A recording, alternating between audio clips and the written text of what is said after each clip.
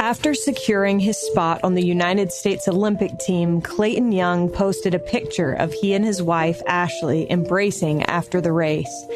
Accompanying the photo was this caption: "In 2016, my dream became her dream. Now we are living it. Time to get a bigger dream. This is my favorite picture from Saturday. Unadulterated joy." End quote. While many watching the race only saw the success in the Young's journey, Ashley and Clayton both know what it's taken to get to this point, and they're determined to be grateful to the God who got them here. Clayton Young is an American long-distance runner who competes for ASICS. He is a BYU alum where he graduated in mechanical engineering and won a national championship in the 10,000 meters. He set a personal best of 2 hours and 8 minutes at the 2023 Chicago Marathon and became the 7th fastest American marathoner of all time.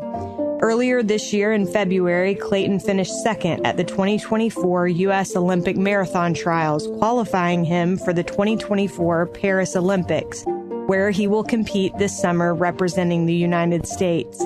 Ashley Young is her husband's biggest supporter and, as he calls her, his superpower. Clayton and Ashley are the parents of 2 little girls, and Ashley shares what it's like to feed an Olympic marathon runner on her Instagram account, Feed Your Runner.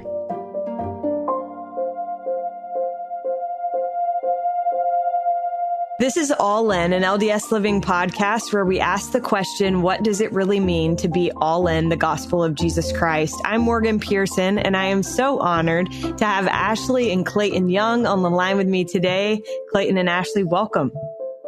Thank you so much for having us on today. Yeah, this is great. I wanted to start by asking you, when do you first remember thinking like, oh, it'd be amazing to go to the Olympics? And then kind of a 2-part question, when did that goal actually start to seem somewhat realistic?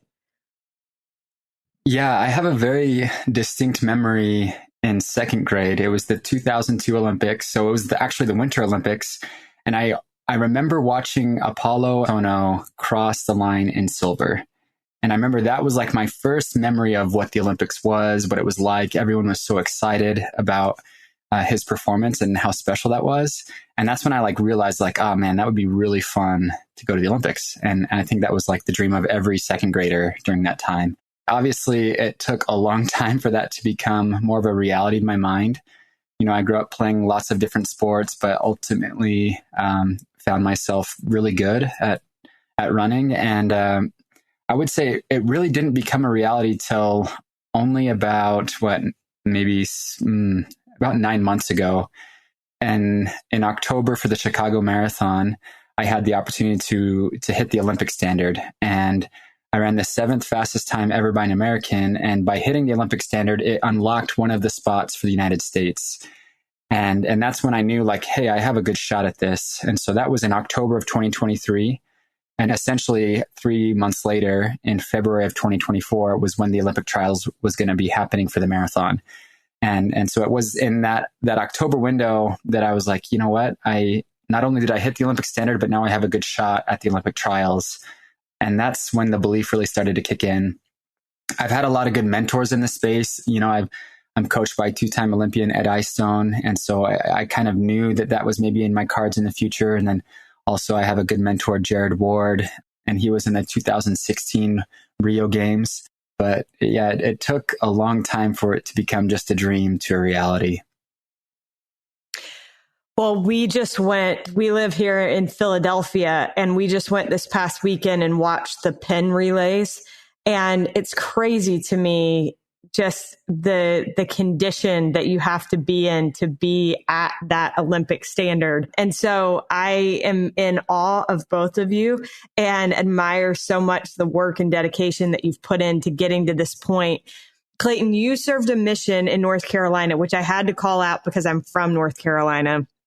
And the Wall Street Journal wrote about your mission, and I thought it was fascinating. And it's been emphasized, actually, I think the Deseret News emphasized that they kind of took a different approach to writing about your mission and how it affected your fitness. The author talked about how it's important to have something in your life outside of running. However, I think anybody that has served a mission and is somewhat athletic knows that it also has to take a toll on your physical fitness. So I'm wondering, in what ways would you say that your mission helped you as a runner? And in what ways did it kind of set back your athletic pursuits? Yeah, I think there's a lot of anxiety when serving a mission as an athlete, especially like, a BYU commit. And, there was a lot of indecision there on whether I should go straight out on my mission or whether I should maybe do a semester or two before going on my mission. But ultimately decided to like keep all of my eligibility years together. And so I went straight on my mission out of high school. And I loved North Carolina. And I love how the Wall Street Journal said, these missionaries gained 30 pounds and came back faster. Talk about a clickbait title.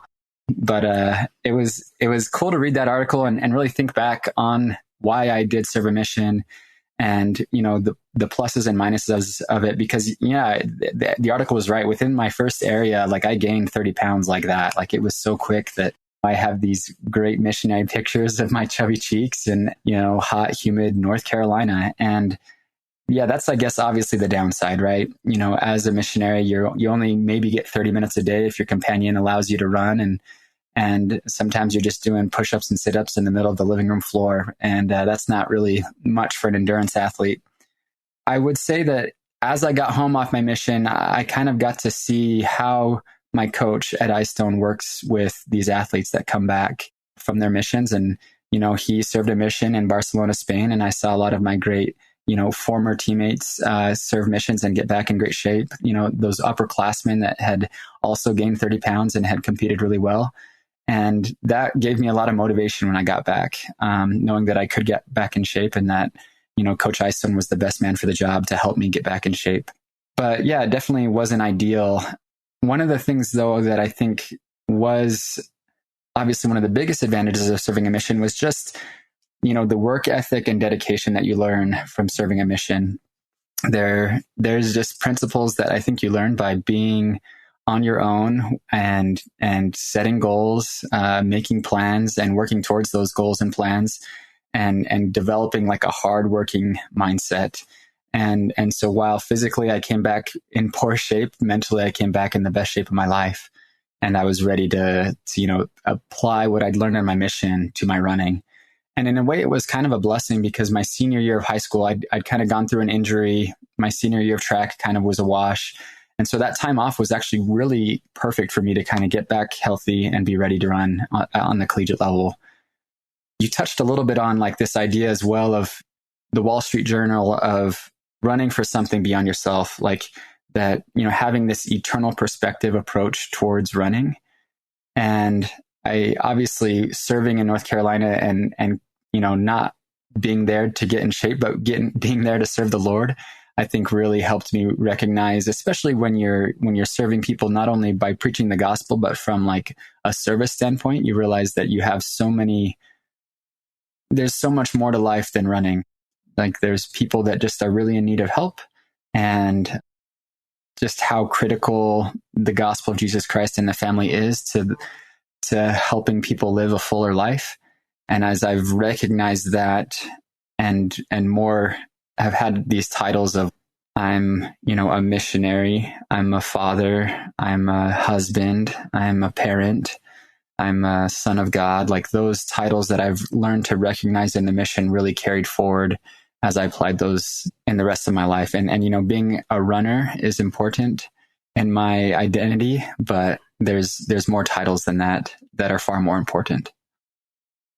I love that thought so much, and it's certainly in line with what President Nelson has taught recently. Ashley, I want you to share this next part. Tell me a little bit about how the two of you met. So we attended high school together, and so I met him when I was in 8th grade and he was in 9th grade. He had a brother in my grade. At first, it was just, oh, that's Ty's brother. And then all through high school, I got to watch his running career. We were both on the cross country team together, and I had a crush on him the whole time. He was always really dedicated to his running and just a great friend in the friend group. And it was really fun. We would go to meets and I would be hanging out with my friends and he would be winning races. And I think from the very beginning, I knew that running was a huge part of his life and was going to continue to be a huge part of his life. So we were just friends in high school. And then once he was getting ready for his mission, we kind of spent a little more time together just as friends. And then while he was on his mission, I wrote him pretty consistently because I thought he was pretty cute. And then the mission age changed and I decided to go out. And he returned the favor and wrote me pretty consistently. And when we got home, we decided to start dating. And it was great to have those years of friendship before it became a dating relationship. And yeah, we got married. And here we are. With that, Clayton, I love something that you said in one of the interviews that I read prepping for this interview. You talked about how when you and Ashley got married, that your dream became her dream, which makes a lot of sense that it would have to be that way because there's no way you get to where you are without a wife that is supportive of that dream and that goal. But I wondered, what were those conversations like initially? Obviously, Ashley, now knowing that you have been a part of seeing him run for a long time, it probably is a little bit more natural to adopt that dream. But how have you fully embraced that dream as your own? Because I think that's important. Like even in my marriage, my husband had this dream of going to business school, and that was never my dream. And so it had to become that. And so I think that's applicable for a lot of different people. Yeah. I think I was really blessed to see Clayton love running for a lot of years before I was in his life. Yeah. Going back to those conversations as we were dating, as we got married, he was on the BYU team. He was traveling every 2 weeks. He would go out of town and come back, and we'd go on a couple of dates, and then he'd go out of town again and come back. So it was just really big all throughout our dating experience. And I could just tell that he was very committed. Something that I really love about Clayton is that when he commits 100%. And he showed me that before I ever entered that scene, right? So yeah, so we were dating and I got to see that commitment level, and then we got engaged, we got married. And then 2 weeks later, he was traveling to another race. Like it really just was always a part of that. And I had seen other relationships on the team or around us. Clayton mentioned Jared Ward, and I watched the way that Jared's wife supported him. And I was really inspired by that. I watched the way that Lynn Eyestone supports Coach and how excited she is for all of the BYU runners and the way that she just has entered that world with Coach. And I knew that that was something that I wanted to do. I knew that Clayton was going to be in the running world, and I knew that I either got to join that or I got to watch from a distance, and I didn't want to watch from a distance. And so it's kind of funny to look back at myself from 2016 and to realize that I knew nothing about running. And I didn't know any of the other fast runners. I didn't know any of the fast times. I didn't know the best races. I didn't know marathons, right? And it's just been a journey of growth. And I have become a fan of the sport because I'm a fan of Clayton. And I feel like I can somewhat hold my own now and just really try to adopt his passion because I want to love what he loves. And there's something so satisfying about watching someone I love do something that he loves. And it's a beautiful thing.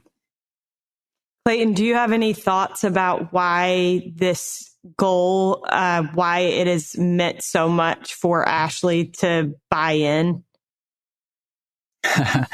Yeah, it's kind of funny. Sometimes we'll get ready for these races and we'll get out to these races, and it's almost like she wants to, like, for lack of a better word, like take credit for it, right? She wants to like be the reason that I'm having so much success.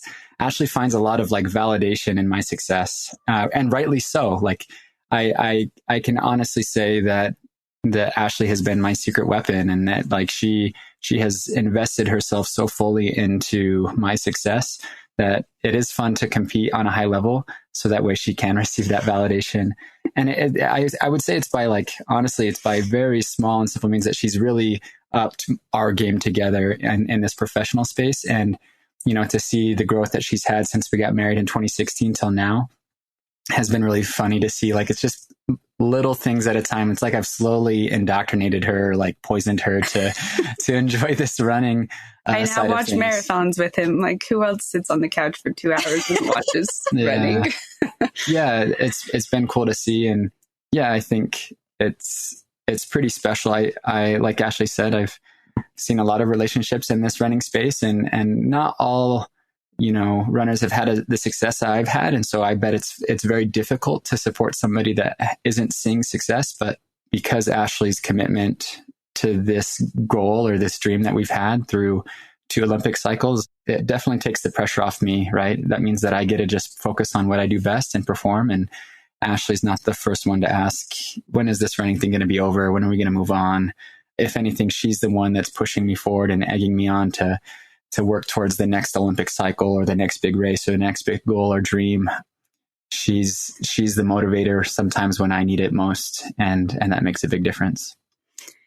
Yeah. And I just want to piggyback on that. We've had a lot of conversations about how I find validation in his success.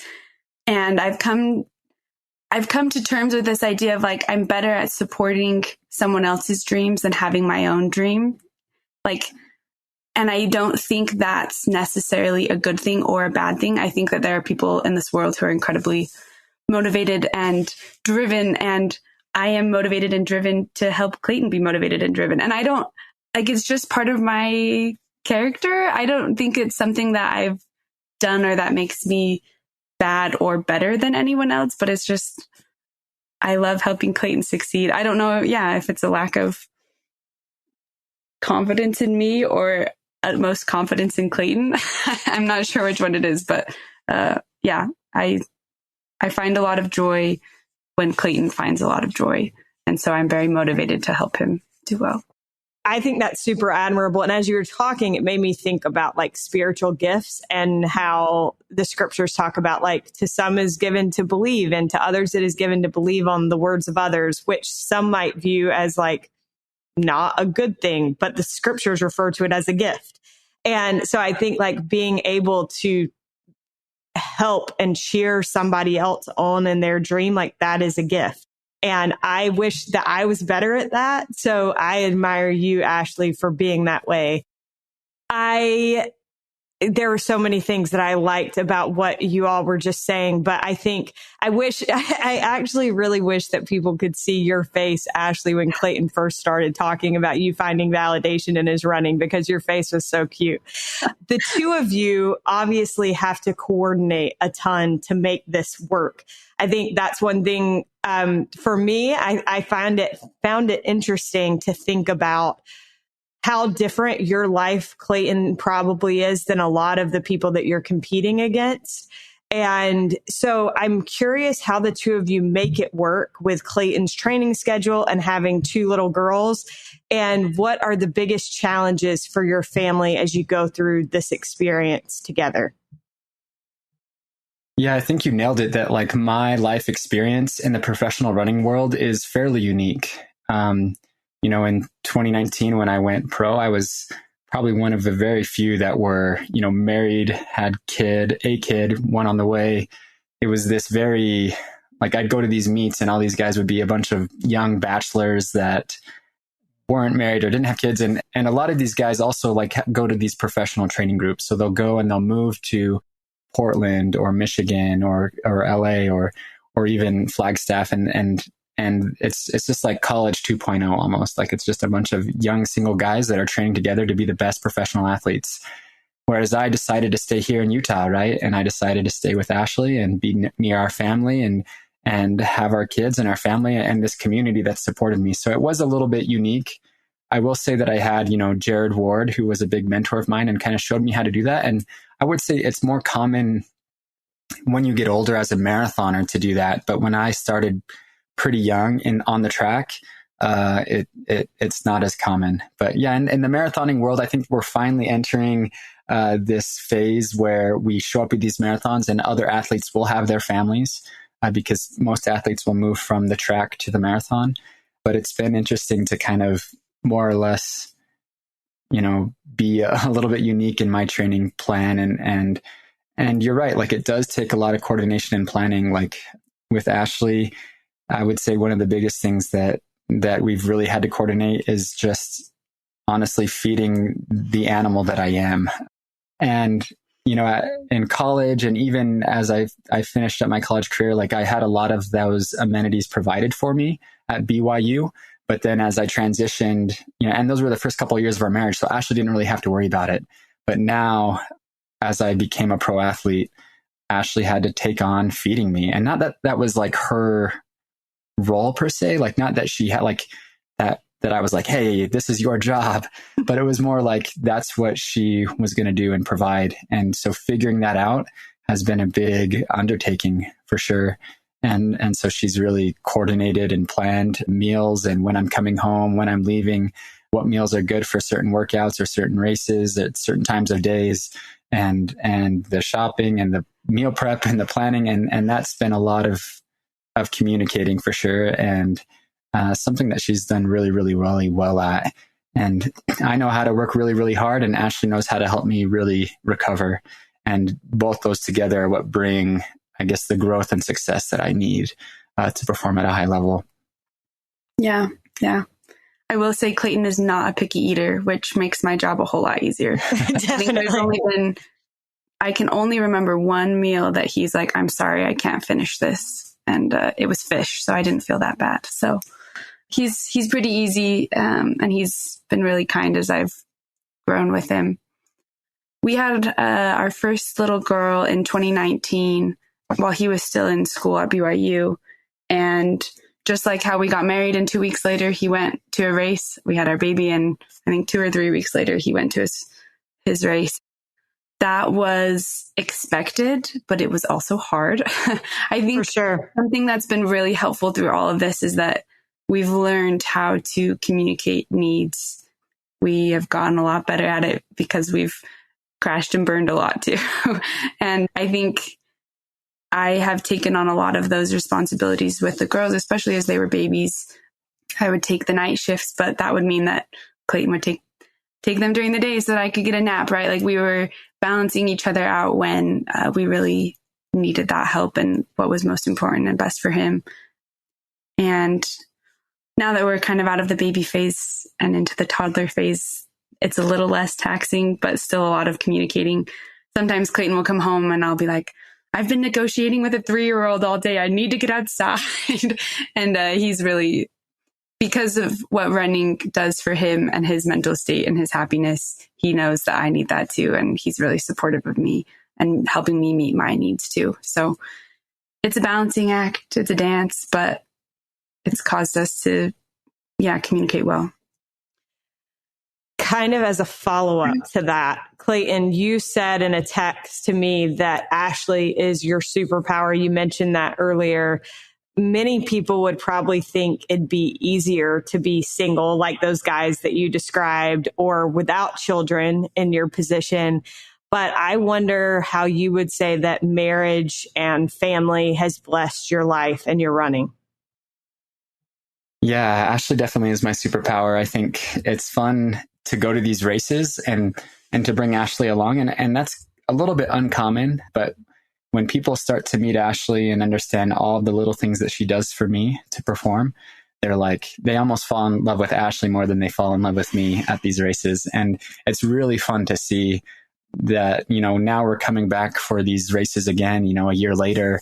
It's like they've already planned it out. They're like, and you're bringing Ashley and maybe bring the girls this time too, right? Like they've included, they recognize that we're like a package deal, and I'm going to perform better, and I'm going to also be a better ambassador for the sport with Ashley there, because she's going to handle so many logistics and just help me to navigate all of that. When you talk about going back and, having a family in this sport, I think it really goes back to my mission, right? Like when I realized that I was kind of grounded by the principles that were taught in my mission. It's the same thing with my family. I can go to a race, and if it's a really great race, My 5-year-old daughter doesn't care if it's a really bad race. My 5-year-old daughter doesn't care. They just care that I run fast and that I'm there at the end of the day. And sometimes when I come home off my runs or my workouts and, it's been a good day or a bad day, like they don't know the difference. They just care that dad is there. And that helps me, take a step back and recognize, just having this eternal perspective really matters. And they're the ones that keep me grounded. There's been a lot of hype and a lot of, media and a lot of interviews and podcasts with my recent performances, and can sometimes get a big head. But at the end of the day, when I come home and I have to wrestle with my 5-year-old to get her to brush her teeth and get to bed, like those titles don't matter, right? Like they're all stripped away, and really it just matters the relationships that I have with them. And that grounding is really important to me. And their favorite thing to do is run the first block of dad's run with him. So they'll get on their shoes and go out and run fast with him. And it's cute. It's fun to see them in his space too. I can't imagine the relief that it has to be to have that kind of grounding force where it's like, oh, these guys, they don't care. But I got such a kick out of your Instagram post, Clayton, after the Olympic trials, where you had the picture of your little girls and you talked about how your 3-year-old doesn't like sweat. Yeah. That her face in that picture, we're going to have to link that because it was just too good. You've talked about, and I may butcher how to say this word, the mundanity. Is that how you say it? Of excellence. Can you tell listeners what you mean by that and why that thought has kept the two of you going? I think this idea, there's a ton of relevance to it, just even as it applies to spirituality. So I'm curious if you could share some of that. Yeah, the mundanity of excellence. What does that mean? And it's kind of an odd phrase. It comes from a man, I believe his name is Robert Chambliss, and he's somebody that did a study on Olympic swimmers. And he found that essentially swimming is just a really mundane sport. And you could say that running is the same. But the mundanity of excellence is simply the result of boring and repetitive tasks over a long period of time. And you can think about how excellence really is mundane because it focuses on, we say it all the time, but the process instead of the outcome. And the excellent outcome is often a result of the mundane process. So the more you focus on the mundane process, the more excellent the outcome will be. And I think we can really find a lot of mundanity in our careers and our life. Like you even talk about parenting, you talk about the gospel, you talk about the home, you talk about relationships. There's just so many mundane tasks that need to be done in order to achieve an excellent outcome. I love how many parallels there are to running and the gospel of Jesus Christ. And, there's a lot of mundane things that we have to do. And sometimes you have to do the mundane things just for mundanity's sake. But as they slowly shift to, from, I guess, a checklist in your head to your heart, that's when you really start to see the excellent outcome from living them, the principles of the gospel. And it's the same thing with running. There's just a lot of cumulative miles. I run almost 120 miles a week, and that's a lot of time. And, I do sauna and weight room, and there's just so many things that I have to check that are just so mundane. But as I've done that checklist day in and day out, and kept this routine more than anything, the excellent outcome has come.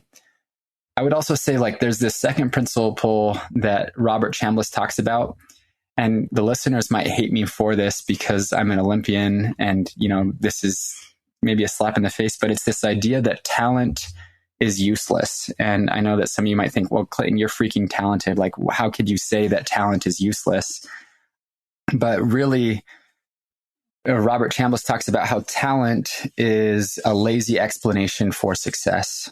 And when we really break down where talent comes from, we can really attribute where we can find success. So for example, he says, talent undermines hard work and determination, and it hides true factors that can create excellence, such as athleticism, resources, money, transportation, influence of others, the availability of opportunities, and the other social factors that contribute to participation in the sport or life. And so when you recognize that talent really, there's things that you can control, and talent, there are things that you cannot control. And as you really label what those things are, you can focus on the things you can control and find success and excellence. I can control hard work and determination, but I can't control, the influence of others and social factors and opportunities, right? Like there are things that I can and cannot control, but merely explaining that away as talent does nothing. And so that's something that I've really embraced. We all have, different decks of cards dealt to us, and we get to decide what we do with it. And taking that sort of ownership of what we've been dealt and focusing on what we can control, like I said, makes all the difference. So well said. Ashley, do you have any thoughts on this topic? Yeah, I'm always impressed by Clayton's ability to do things over and over and over and over and over and over again. For example, he's been dealing with an Achilles issue for the last couple of weeks, and he does 180 basically calf raises. Like, I'm sure it's more complicated than that, but to me, it looks like he just stands on the edge of a stair and goes up and down and up and down. And he does 180 of those every single day, every day. And I don't know about you, but I can't even commit to doing 10 sit-ups a day. I am just impressed that he is just so consistent. And that's just one thing that he does. He takes his protein and collagen. He takes there are just so many little steps that he does outside of just lacing up his shoes and going for a run. And there's another phrase that his coach has said to him, which is consistent competence equals eventual excellence. And I think that ties right into this mundanity idea of it's just being consistently competent. You don't have to read your scriptures for 2 hours every day. You just have to do it every day. You don't have to have an Enos-like prayer every single day, but you do need to connect with God, right? And it's not about, blowing it out of the water every time. You just have to be consistently competent. And that's what brings that connection with God and success in an athletic sphere or work environment. And I think I'm just consistently amazed watching him every day. Well, I admire that so much as well. You mentioned, Clayton, Ashley's willingness and dedication to feeding you. And you have an Instagram account, Ashley, called Feed Your Runner that I loved looking at and recognize that I probably could do a better job of feeding my husband who loves running. I have been impressed in interviews with whether it's CNN or Wall Street Journal or on your personal social media accounts that neither of you have shied away at all. If anything, it seems like you look for an opportunity to talk about your faith. So I wondered, is that intentional? And if so, why is that so important to you? Yeah, I wouldn't say that it's intentional. Like, I think when I look back to the time leading into the Olympic trials, I was like doing everything I could. And there was a point at which I recognized that I needed to do more on a spiritual standpoint. Like, I'd done everything I could. Now it was time to turn to God and see what he could do.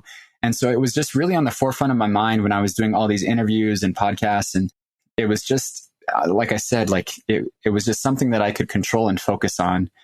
When you think about a marathon, there's 14 weeks of really hard, intense work. And then you essentially will taper for 2 weeks where you cut back your mileage and you're lifting and you're kind of filled with all of this dead time that you kind of need to fill. And so that's when Ashley likes to say that we turn it over to God and we really start to dial in the spiritual and the mental side of things. And I think it was just so much in the forefront of my mind that it was just so natural and normal to talk about. I think it's also something special, when I'm in Utah, I can kind of assume that everybody has heard about the gospel. And I can kind of get stuck in this mode where I shouldn't bring up my mission, or I shouldn't bring up, that I went to church last Sunday because, everybody has heard it and they're tired of hearing your mission stories and they're tired of having the gospel shoved down their throat. But there's something about, being in the middle of Florida and being on a panel and people asking you about it that that kind of just, gets me talking about it. And I recognize, how special, that mission was, or how special it was that I was able to prepare so spiritually for such a physical race and, draw those connections and talk about it afterwards. It's kind of like you don't realize you're guided until after the fact. I just went forth and I did what the Lord commanded me. And then afterwards, I kind of got to see how he did guide me. And that was pretty special to see how the Lord did guide me physically. And then afterwards, as I was able to represent something more than beyond myself, represent my family and my community, but then also Jesus Christ. And I think that really shows in those immediate interviews after the Olympics. Ashley, anything to add on that?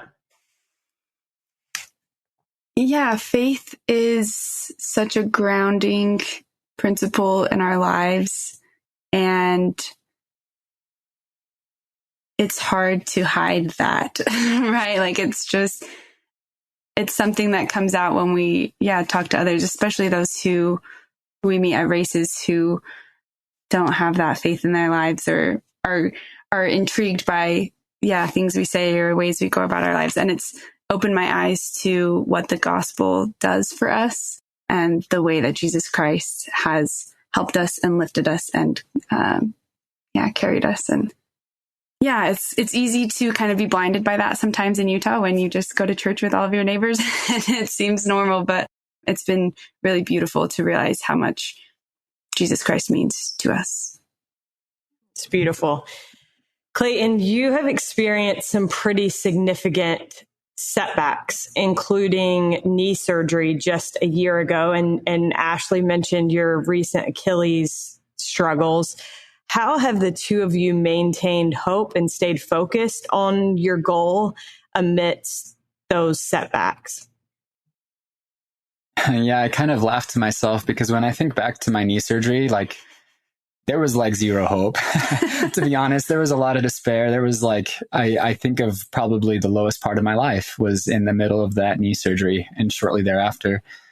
It took 2 or 3 months for me to commit to knee surgery and to kind of accept the reality that I needed it. And that was really tough. And then to know that I'd have to go through rehab and give up running for even more time to get back to full strength. That was a daunting undertaking as well. And it's not until after the fact that I look back and I think wow, I was in a very low state. I was probably depressed and when you think about how running is not only my job and my career and my livelihood, but it's also my identity and it's my drug, more or less. You think of the amount of endorphins that I get from running. When you take all of those away, I'm left with very little. And so that was a very difficult moment. And so did I have hope in that moment? I mean, I think the hope came from just that mundanity of excellence that I focused on every day, right? All I could do was I can't run today, but I can do these exercises and I can do my rehab exercises and I can fuel my body and I can hydrate and I can sleep as much as I can. I just had to really break it down to what were the things that I could do. And then obviously doing as much as I could to get the mind right. Because I think the mindset towards surgery or any injury can make a big difference. The mind is powerful. And as I've practiced, visualizing the runner that I wanted to be when I was, sweating all over the stationary bike as I was cross training or doing these just mundane exercises, I think that visualization, that mindset is what allowed me to come back so quick. But it wasn't perfect. It wasn't pretty. And I guess there were opportunities to pour that into other endeavors in my life, pour my energy into whether that was being a father or whether that was, just serving at church and little things, trying to serve others. But I wouldn't trade that experience for anything. I think I definitely came out better on the other side and physically and mentally to be able to handle, the ups and downs that are to come, because there will be more. And it's not a matter of if, but when I get the next injury or the next setback. And So I've got a couple more tools in my belt, you could say. But Ashley, what was it like for you to watch him go through those things? And I can imagine having a husband that is feeling, like Clayton said, like kind of depressed. That has to be hard. Yeah. So his surgery came in February of 2023. He had started that injury, though, in December of 2022. And something we don't talk about a lot was that we were actually expecting a baby that year. And we lost our baby in the summer, 5 months and 20 weeks. And that was my lowest part. And so not only did he go through that really deep, dark time, but I had been in a really deep, dark time. That was just a really hard, a hard couple of months where both of us felt really low. And it's hard to say abandoned because we still felt love and we still felt some peace and we still knew God knew who we were. And yet we still felt depressed and sad and lonely. And so I remember just struggling a lot with those feelings of what does faith look like when everything is going wrong, according to my definition of wrong, right? Like, and what does trust in a loving Heavenly Father and what does the atonement of Jesus Christ look like when I'm hurting and I had desires that I thought were right and they're not happening. And when my husband is trying so hard and he's still hurt. And I just wrestled with that for so long. And it's hard to be in that place. And we cried a lot. And it was just hard. It's interesting being in this sphere where people see our lives and everything is beautiful and going right. And we're achieving our dreams. And look at this couple that's working together and communicating well. And it's like, well, you're seeing us at the mountaintop and there was a really low pit that was really, really hard. That was a slog and that was really hard. And going back to this idea of taking on someone else's dream that we talked about earlier, it's like, well, Clayton and I got really close because he watched me really struggle and he learned to validate my emotions. He learned to listen when I was grieving. He learned to love me when I was broken. And then I got to turn around and do that for him. And I hope I supported him the way he supported me. And it was really, I don't have any other adjectives than hard. People who are listening know like life is just tricky sometimes. And I'm grateful for the gospel that doesn't give us all the answers immediately. I'm grateful for a Savior who knows how to cry with people that he loves. And I remember just really struggling about not knowing how our story was going to end, but knowing that if I really had faith, I was supposed to believe that it would all be okay. And just struggling with that tension of like, well, I don't really know how it's going to work out, but I think I have faith. So I think I'm supposed to trust that it's going to work out. And now sitting in this place where so many things are going right, not that faith means that everything is perfect, not that struggle is only over when everyone else thinks you have success, but that there's been peace and a sense of love and connection with Heavenly Father through it all. Clayton's surgery came after a lot of heartache that we'd already faced, right? And it was this period of a lot of struggle. And coming out of that just took a lot of repetitive trust, repetitive actions, like, I think this is what we're supposed to do. So we're going to keep going, even though this hurts, or even though this doesn't make sense, or even though my body's not working the way I want it to. And just a lot of communication with each other and a lot of communication with God, even if sometimes that felt one way. Well, I appreciate so much you sharing all of that, because I think sometimes it can feel like we only, like you said, like we only hear the mountaintop, like we only hear the people shouting from the mountain, like, look at what we did.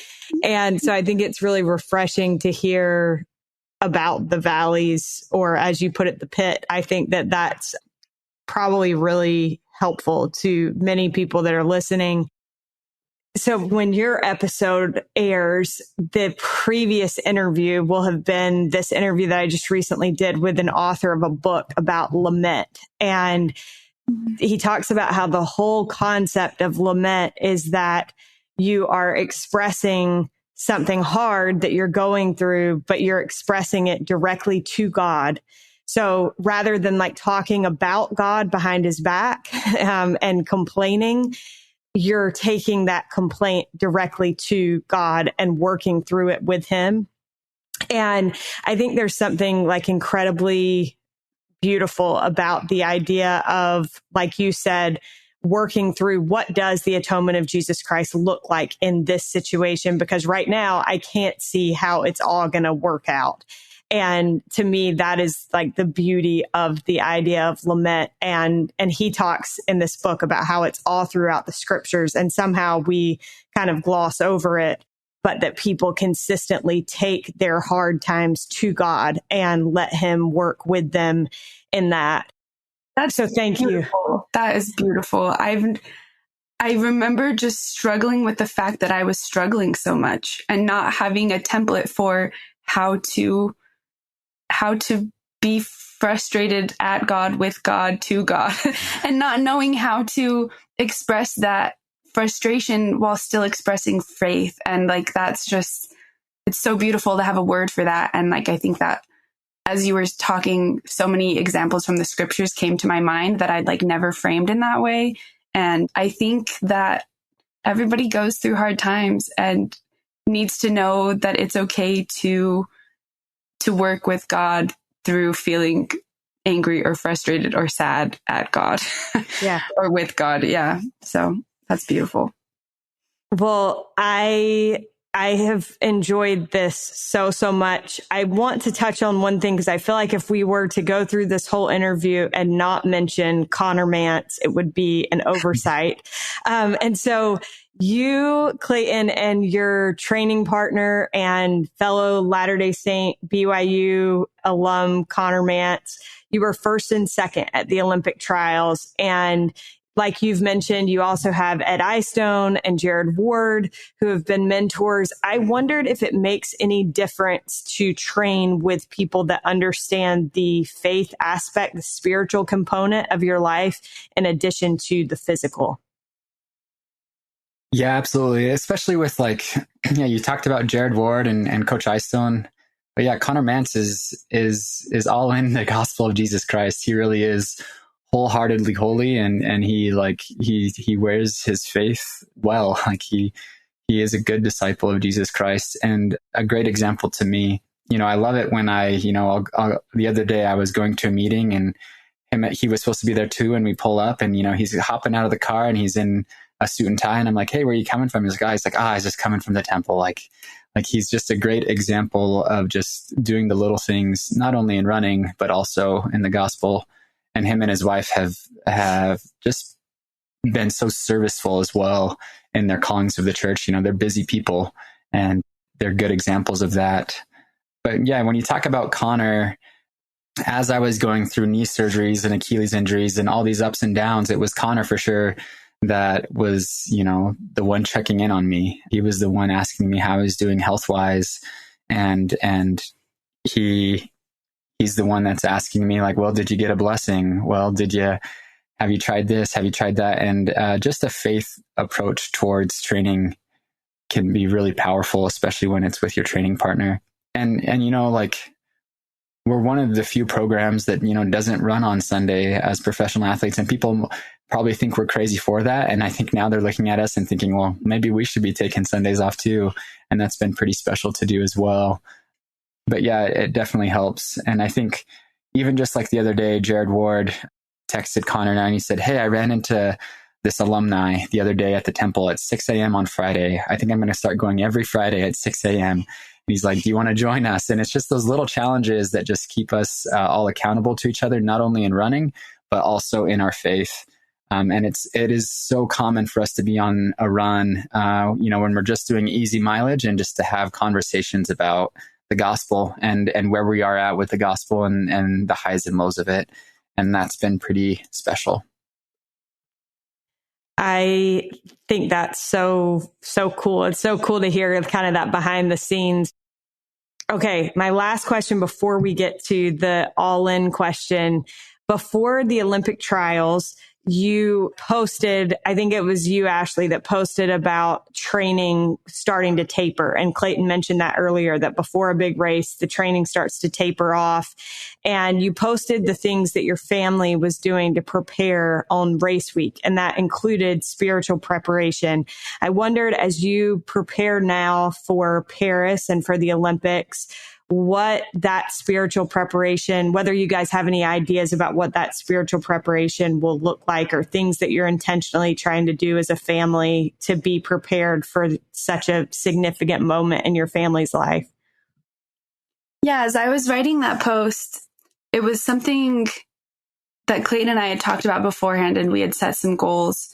And as I was writing that post, I realized that yes, there were a few things that Clayton and I had specifically planned, like, oh, we're going to go to the temple on this day and you can do this. But I realized that a lot of the things we were already doing consistently, like it wasn't just in this 2 weeks that we were going to be reading out of the Bible and the Book of Mormon and going to church and, doing these things. It was like, oh, we've done this every week of the build. It's just that we are emphasizing this now. And that was a really important moment for me to realize that we do this every day and that this is something that permeates our life and isn't just a last resort, right? And so, yeah, what does our spiritual preparation look like going into the Olympics? Well, Clayton reads his Book of Mormon every night before he goes to bed, and we will be at church every Sunday, and we have family prayer every night, and we talk to the girls about Jesus Christ every day, right? Like, it's going to be something that factors into our life every day. And I love that. I'll let you answer more specifics. But like when I think back to the build before the Olympic trials, something that I was really struggling with was this idea of comparison. When you think about, there's 200 plus guys on the start line and there's only 2 spots to make it to the Olympics. And I have myself and I have my teammate Connor Mance. And, we essentially have to go 1-2. And, I had a lot of problems comparing myself to Connor Mance. And then obviously there was a lot of media and social media and Strava posts of other elite athletes. And, I started to get really worried as I was comparing my training to their training and their mindset to my mindset. And it was very daunting. And that's essentially when I really started turning my training over to the Lord. Those last 2 weeks as we started to taper.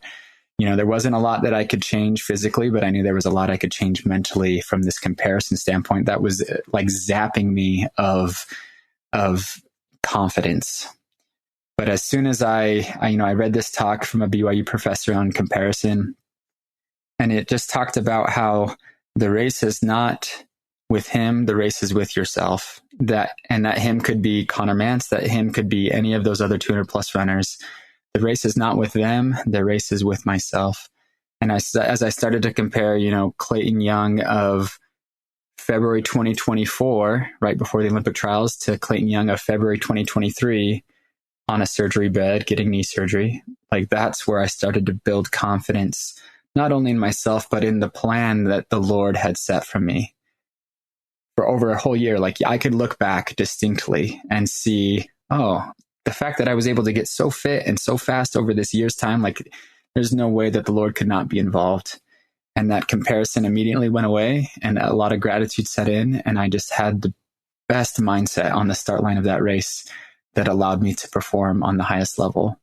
And so now fast forward, to the Olympics this summer, what am I going to be doing? Well, I'm sure I'm going to, those last 2 weeks, I'm going to start comparing myself to this runner and that runner and Connor Mance and my teammate. And it'll get a little daunting, but I'm excited to go back to read the talk, to take some time pondering on the path that the Lord has kind of set me on this last 6 months and see what he has done with this time, from my Achilles injury to getting healthy all the way into the Olympic Games. I know it's not going to be perfect, but it's going to be cool to look back and to see what the Lord has done with my training and my time and to hopefully be able to share that and be an ambassador, a disciple in Paris. And that's what I'm excited for. Well, I think anybody that watched the Olympic trials, I think the thing that was so cool to see, Clayton, was how much joy you were running with. And you were like high-fiving people. It was just like so fun to watch. And so I love that the source of that joy is in large part, I'm sure, to Jesus Christ, and recognizing the Lord's hand in your life and in your journey and in the lives of your family. Guys, this has been so awesome. Thank you so much for taking the time to talk to me. My last question for you is, what does it mean to you to be all in the gospel of Jesus Christ? To me, what it means to be all in the gospel of Jesus Christ is, I got to take it from a running standpoint. And I feel like most runners or people like me are very A-type personality. We're perfectionists. We're too focused on works and not enough on grace. And so when I think of the words like all in the gospel of Jesus Christ, all in kind of gives me anxiety. I get a little bit anxious about that, And so to me, it means being all in on the grace of Jesus Christ and trusting in that plan, and not all in on my works. And as I've thought about that, that's what it really means. Understanding that as I've trusted in his plan and in his grace, my works pale in comparison. And yes, I want to be the best person I can be, but it's really as I focused on him and being all in and who Jesus Christ is as my Savior, as my Redeemer, and as somebody that is on this journey with me side by side.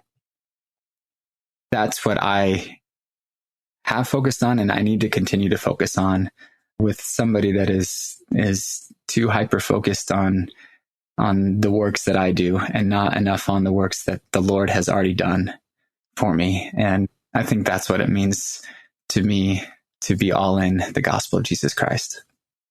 Thank you, Clayton. Ashley? That's beautiful, honey.